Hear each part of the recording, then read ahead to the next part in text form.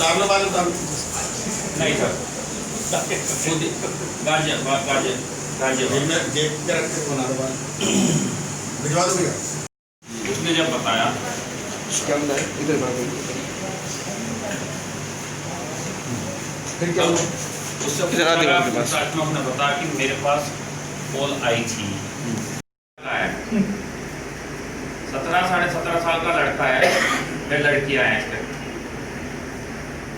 ये आइडिया कहाँ से आया? बाल लगा के आइडिया कहाँ से आया ये वाला है?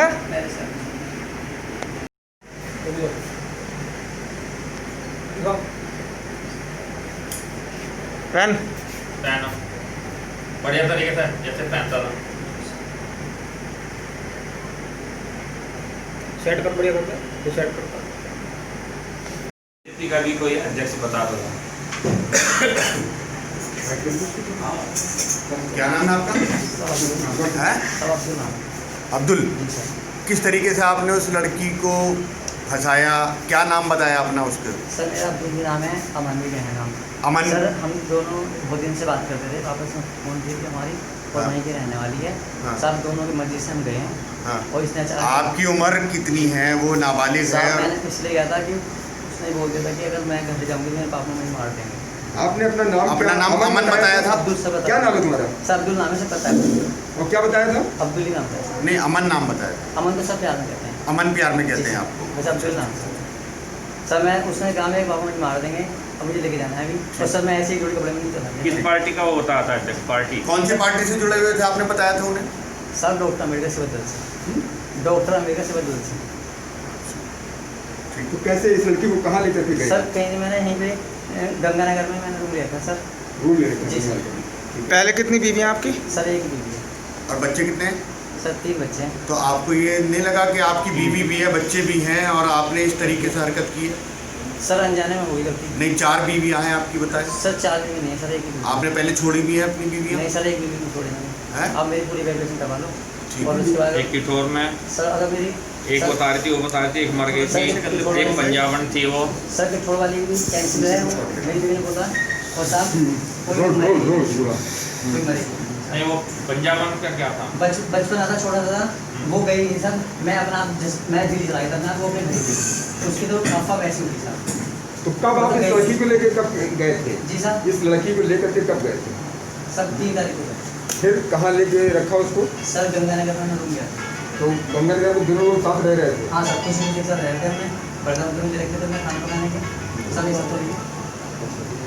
तो लड़की तुम्हारा नाम अमन ही जानती थी? सर अब्दुल भी जानती है, वो नाम है। नहीं, लड़की तुम्हारा नाम अमन जानती थी? अमन भी जानती है, अब्दुल भी जानती है सर। तो तुम आप अमन नाम क्यों लेते थे अपना? सर प्यार करती थी वो। मैं हिंदू बनना चाहता था। हाँ? उन्होंने कहा तुम हिंदू बन जाओ। अगर क्या वजह? हिंदू बन गई सर। मैंने कहा मैं अच्छा, तुम हिंदू बनने का नाम, हिंदू का नाम आपने इसलिए रख लिया अपना? तो लड़की क्या अपनी मर्जी से गई थी? हाँ आप सर नाबालिग थी लड़की तो? सर आधार कार्ड में उसकी उम्र नाबालिग नहीं है। आप उसका आधार कार्ड चेक करो। आपकी उम्र कितनी है और वो बच्ची है, और आपको इस तरीके की शर्म नहीं आई कि आपने, सर नहीं सर ऐसे- आप सर, मैं- शादीशुदा हो? आपकी कितनी बीवियाँ हैं? सर एक बीवी। बड़ा बेटा 17.5 साल का है। एक बड़ा बीवी। बेटा क्यों आपकी ले गए बेटे की उम्र आपके बेटे से भी छोटी है वो? साहब अगर मैं नहीं जाती है तो वो बनने की तैयारी में चली जाऊंगी। लेकिन मेरे पे नहीं मारता। ओके, बस। सर थाना कंकरखेड़ा में एक नाबालिग बच्ची के अपहरण का सर अभियोग पंजीकृत हुआ है। सर क्या पूरा मामला है?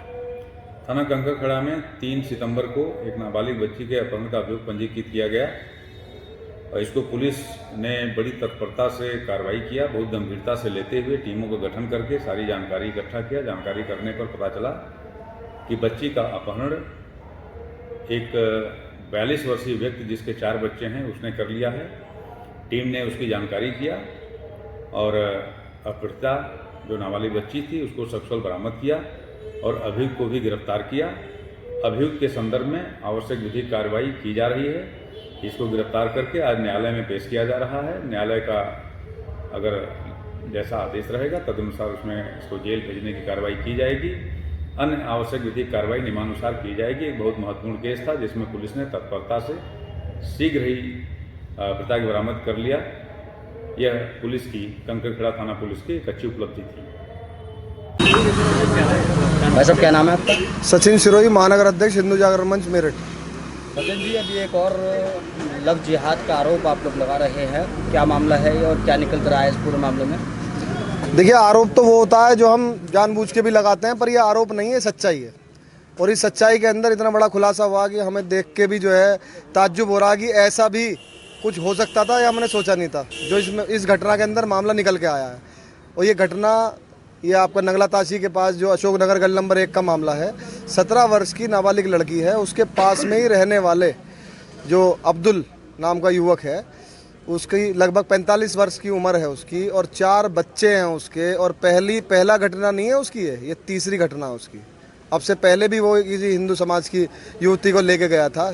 तो ये जो घटना है, इस घटना के अंदर इसने इतना बड़ा गेम कराया है हमारी बच्ची के साथ कि हमें भी जो है सोचने समझने पे इतना मजबूर कर दिया कि हमें भी जिस तरीके की प्लानिंग के तहत ये कार्य हो रहा है, ये काम चल रहे हैं, ऐसी प्लानिंग मतलब दिखाया किसी और को जा रहा है। जो अब्दुल का भांजा है उसको आगे करके लड़की का नंबर लिया गया। उस भांजे के माध्यम से इस लड़की को यहाँ से 1.5-2 महीने से फ़ोन पे कांटेक्ट बात जो है अब्दुल करता था, और जो उसका भांजा है उसका चेहरा दिखाया गया, बातचीत वो करता था। उसके बाद बातचीत करने के बाद उसने इस लड़की को यहाँ से उसका भांजा लेके गया गाजियाबाद। वहाँ एक रात उसे छोड़कर भांजा तो वापस आ गया, अब्दुल रुका। वहाँ से गंगानगर के आई ब्लॉक में किराए के मकान लिया। वहाँ 8 दिन लड़की को बंधक बना के रखा गया और उसके साथ शारीरिक बलात्कार वगैरह सारे तरीके काम। उसके गले में ताबीज़ जो मिला है पुलिस को कल जो उतरवाया उसका बाद में लड़की का। और इतनी ज़्यादा वो पीड़ित, इतनी ज़्यादा परेशान कर रखा लड़की को मानसिक तौर पे। उसने कहा ना तो मैं अपने घर जाना चाहती, ना मैं इसके साथ, और मेरे साथ छल कपट धोखा हुआ है। वहाँ बदली हुई है, लेके कोई और गया था, और वहाँ पे जिसे वो लेके गया था वो उसका भांजा था, अमन चौधरी नाम बता रखा था उसने। अमन चौधरी बताकर नाम, जब जाके उसने जो है इस तरीके से फ़ोन पे बातचीत शुरू करी।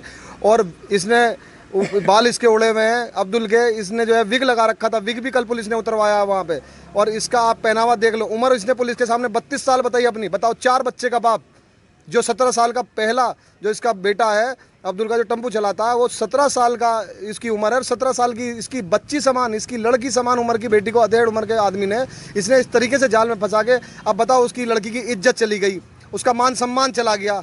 अब बताओ, समाज के अंदर इस तरीके की अगर घटना है, जिस तरीके लव जिहाद हो रहा है, आज अधिकारी कह रहे हैं गुड वर्क है पुलिस का। ये गुड वर्क अगर पुलिस का होता तो ये 3 तारीख की घटना थी, 4 में बरामद होती, 5 में होती, 6 में होती। हमने परसों हिंदू जागरण मंच के कार्यकर्ताओं ने थाने के अंदर धरना प्रदर्शन करा, वहाँ पे विरोध करा इस चीज़ का। 24 घंटे का 48 घंटे का समय हमने दिया, जब जाके 16 घंटे 18 घंटे में लड़की बरामद हुई, जब जाके आरोपी बरामद हुआ। एक सवाल जानना चाहूँगा, आप लोग जब इसमें पहल करते हैं तब ये मामले खुलकर सामने आते हैं, ना तो पुलिस की पहल दिखाई देती है, ना पीड़ितों के परिजनों की पहल दिखाई देती है। इसे आप कैसे लेंगे? क्या परिजन संजीदा नहीं है अपनी बच्चियों को लेकर? 80% विधर्मी जो गरीब तत्वा है हिंदू समाज का, उस पर अटैक कर रहा है। सोची समझी साजिश के तहत ये काम हो रहे हैं। और आप ये देख लो, जो पीड़ित हैं उन्हें थाने में, जो पहले ही जो है कहीं ना कहीं आर्थिक स्थिति से मजबूर हैं, उनकी क्या सुनवाई करेगी पुलिस? आज की डेट में हर थाने का हाल देख लो, हर जगह। और नीचे के अधिकारी, जब हम लोग संघर्ष करते हैं, सड़कों पर उतरते हैं, तभी क्यों ये कहते हैं पुलिस की गुड वर्क, आज 18 घंटे में बरामद होगी लड़की? पहले क्यों नहीं हुई? सिंधावली का मामला 31 मई की, इसके अंदर FIR दर्ज है सिंधावली वाले मामले में। 15 साल की लड़की है, हमने 10 उठा लिए, 15 उठा लिए, 4 जेल भेज दिए, 2 जेल भेज दिए। अरे लड़की कहाँ है? जब कल परसों हम सड़कों पे उतरेंगे, जब सिंधावली वाली बरामद हो जाएगी, उसे ही बरामद करके दे देंगे। जब ये मामले लगातार सामने आए तो योगी जी ने खुद कहा कि भाई एक ऐसी कमेटी गठित की जाए जो लव जिहाद के मामलों पर काम करे। तो मतलब साफ है कि योगी जी के आदेश का कोई फर्क नहीं पड़ रहा। 4 जिलों के आदेश हुए थे, मेरठ, कानपुर, लखीमपुर खीरी और एक जिला और है। 4 जिलों में योगी जी के, अभी हिमालय की लड़की थी, डेलीगेट थाने का मामला था, उसमें हमने उठाया था। उससे अगले दिन ही योगी जी का स्टेटमेंट आया था कि इसके अंदर 4 जिलों के अंदर लव जिहाद को रोकने के लिए और महिला उत्पीड़न के लिए टीम गठित करी जाए। लेकिन कोई सुनवाई नहीं है, कहीं कोई प्रशासनिक अधिकारी है। आज कप्तान साहब, SP सिटी साहब और ऊपर के अधिकारी कहते हैं कि कितना अच्छा गुड वर्क है। गुड वर्क है तो सिंधावली वाली घटना में आप बरामद करके दिखाओ ना उसे 2 दिन के अंदर। और अगर अच्छा काम कर रहे हैं तो क्या कोई रणनीति बनाई जा रही है यहाँ के अधिकारियों की तरफ से? अगर रणनीति होती तो ये 10 दिन में बरामद होती लड़की, 12 दिन में बरामद होती लड़की। 4 महीने से कोई फीडबैक नहीं है। सिंधावली वाली घटना को ऐसे डिले करा जा रहा, 4 महीने, 15 साल की लड़की। क्या पता आज फुटबॉल वाली घटना की तरह उसका भी कंकाल बन गया हो। मतलब आपका मानना है कि जो प्रशासन और पुलिस है वो ना तो सरकार की सुन रहा है, ना जनता की सुन रहा है, ना सामाजिक संगठनों की सुन रहा है। देखिए, फीडबैक गलत जा रहे हैं।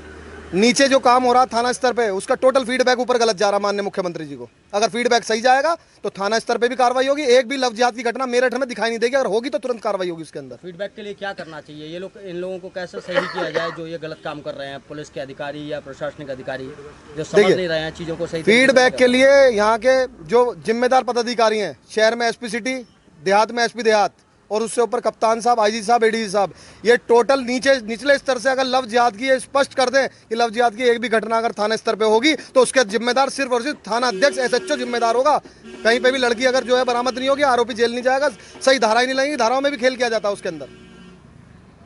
अब क्या होने वाला है इस पूरे मामले में, क्या लग रहा है? इस मामले में ये सोची समझी साजिश के तहत हुआ है, पूरा पूर्ण तरीके से लव जिहाद है। इसके अंदर लड़की के साथ छल कपट हर तरीके की इसके अंदर घटना में मेरी सिर्फ पुलिस प्रशासन से उम्मीद है, ये रिक्वेस्ट करी जाती है कि हम लोग समाज के लिए जब आते हैं जब भी कार्रवाई होती है, इस कार्रवाई को जो पुलिस अधिकारी हैं वो भी तो कहीं ना कहीं समाज के, कहीं ना कहीं हम लोगों के जुड़े हुए, कहीं ना कहीं मैं कह रहा हूँ भले ही वो पुलिस का काम कर रहे हैं, सरकारी काम कर रहे हैं, लेकिन कहीं ना कहीं उनमें भी तो हमारे समाज के कुछ लोग होंगे, वो भी तो समाज के तौर पर इस काम को कर सकते हैं, वो भी तो एक्टिवनेस दिखा सकते हैं, वो भी तो पीड़ित के साथ जो है इस घटना को तुरंत बरामदगी लड़की कर सकते हैं।